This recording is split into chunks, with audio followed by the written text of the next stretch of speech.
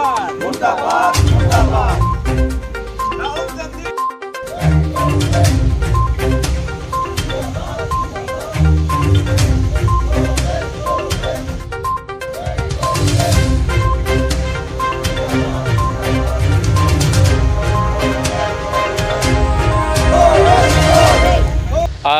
दिनैनि जे हाबाफारि बीजेपी गभर्नमेन्टनि एगेन्स्टै नरेन्द्र मोदी प्राइम मिनिस्टारनि एगेन्स्टै जोङो मोनसे धरना हाबाफारि खुद्रिनाय हाबाफारि लादों। बे हाबाफारिया बेनिखायनो जे 1937 मायथाइयाव जेब्लानाखि भारतआ ब्रिटिशनि आन्डारावमोन, जेब्लानाखि जों भारत स्वाधीन उदांस्रिखौनो मोनाखैमोन, बै समावहाय माने भारतबासिफ्रा ओरैबायदि मोनसे डिक्लारेसन खालामदों। बे डिक्लारेसना जाहैबाय नन क'पारेसन मुभमेन्ट। नन क'पारेसन मुभमेन्टआ जाहैबाय जे ब्रिटिशफोरखौ जोङो सहाय होआ, बिसिनि सरकारनि बायदिसिना हाबाफारियाव जोङो मदद गैया, बिसिनि मुलिखौ जोङो बाया, बिसिनि जि जोमखौ जोङो बाया, बिसिनि मार्केटाव जों थाङा, बिसिनि स्कुल कलेजाव जोङो थाङा।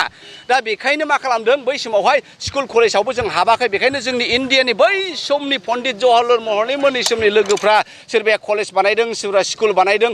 थिग बेबायदिनो बिसोर मा खालामबाय, जवाहरलाल नेहरुआ गावनि लोगोफोरखौ लानानै मोनसे निउज मेगाजिन बानायबाय आरो निउज पेपार। बे निउज पेपारनि मुङानो जाहैबाय नेशनेल हेराल्ड।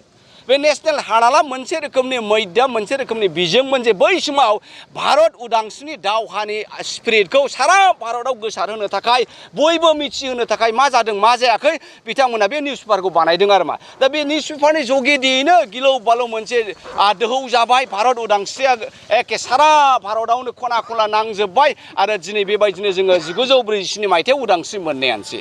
दा बावहाय मा खालामबाय, जेब्लानाखि नोङो गभर्नमेन्टआथ' दिनै दङ दिनै गैया, कंग्रेसआ दिनै थागोन गाबोन सोरबा फैगोन। दा कंग्रेसनि हाइकमान्डआ मा खालामबाय, सिन्था खालामनानै जे बे नेशनेल हेराल्डखौ जोङो कंग्रेसनि मोनसे एसेट, कंग्रेसनि मोनसे प्रपार्टि बायदि गालांदिनि होननानै बिथांमोना मोनसे ट्रास्ट बानायदों आरो मा, मोनसे कमिटि। बे कमिटियानो जाबाय यां इन्डिया।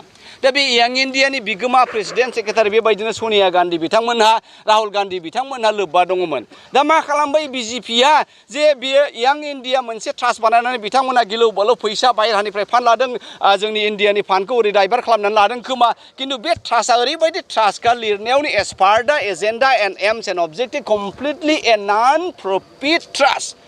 दा बाय जेबो फैसा गैया, सनिया गान्धीया बिनिफ्राय थाइसे फैसा मोना, राहुल गान्धीया बिनिफ्राय थाइसेबो मोना। बे नंथारै बाथारि केसखौ लानानै बै समनि उदां भारत दावहानि दावहारुफोरनि आत्माखौहाय असनमान खालामनो माने दिनै बिजेपिया मा खालामबाय, सनिया गान्धी, राजीव गान्धीनि बिसि बिधबा रान्डि हिन्जावखौ बे 75 बोसोराव दिनै मैया सामनाव लेंहरदों। बेसेबांबा आवार्स एन्ड आवार कुइसन जेरा खालामबाय, राहुल गान्धी बिथांखौ जेरा खालामबाय। दा जों मा बुंनो लुबैदों, दिनै बेबायदि साधारन मोनसे बै भारत उदांस्रि दावहानि निउज पेपार सालायनायानो जुदि दाय जायोब्ला, हिमन्त बिश्व शर्मा बायदि लुइस बारजानि कौटि कौटि केलेंकारि, हिमन्त बिश्व शर्मानि सारदा केलेंकारि कौटि कौटि, हिमन्त बिश्व शर्मानि बिसिया जे गुवाहाटी नोगोराव बे दखल सरकारनि हाखौ खालामनाय, बेखौ मानो एनफर्समेन्ट डाइरेक्टरा लेंहराखै? जों ओरैबायदि नुदों जे दिनैनि बे गणतन्त्रिक हादोराव, रायजो राजाजों खुंजानाय बाय दा पिपल फर दा पिपल एन्ड अफ दा पिपलनि बेबायदि हादोराव दिनै बिजेपिया ओरैबायदि खालामनो नागिरदों जे रायजो राजानि आत्माखौ, रायजो राजानि भइसखौ बिथांमोना गाख्रेबनानै गावसोरो मिलिटारि सासन,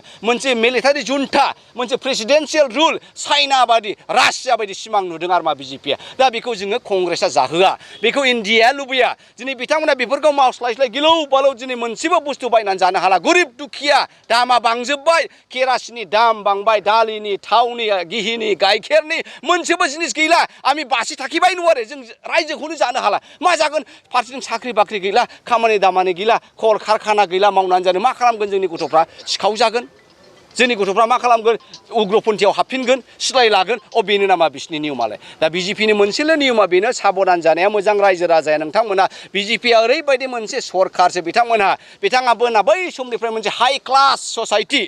बिसोर मा खालामगोन, इन्डियाखौहाय मोननै थाखोल' खालामसिगोन, मोनसे जोबोद धोनि आरो मोनसे जोबोद गरिब। गोदोनि बै समनि जमिनदार जुगा दिनैहाय आं आबाद मावदों, आलिबो खोदों, खोथिया फोदों, माइ गायदों, आं खासियाबो खालामदों, आं बेखायनो मावनांदों जे रावबो आंनि हाखौ आदि गायनो गैया। मानो आदि गायनो हाया? माइनि दामा खम, आदि गायनायाव बिलौवाल' फैसा खरसा खारो, माखौ माजोनो माखौ आं लानो। दा बेवहाय जों मा नुदों, गरिब दुखियाया माइ गायनोबो हानाय नंला। अब्ला मा जागोन, बै हाफ्रा लेन्डलर्ड जायफ्रा थाखा फैसा गोनां बिसिनाव थांफिनजोबगोन आरो गरिबा दरिद्रआ गरिबैनो थाबाय थागोन। दा बेखायनो जोङो बेनि एगेन्स्टैसो दिनै जोङो बे धरनाखौ लादों आरो मा। ओंखायनो रायजो राजानिसिम खावलायनाय साबधान नोंथांमोनहा जेसे हायो एसे 10 किल'मिटार 100 किल'मिटार बिजेपिनिफ्राय गोजानथा नङाबा बिजेपिया नोंसोरखौ लानानैनो बे हादोरखौ सावनानै एवनानै सावफ्राम एवफ्राम जागोन आरो जोंखौ जोबस्रांहोगोन। Thank you.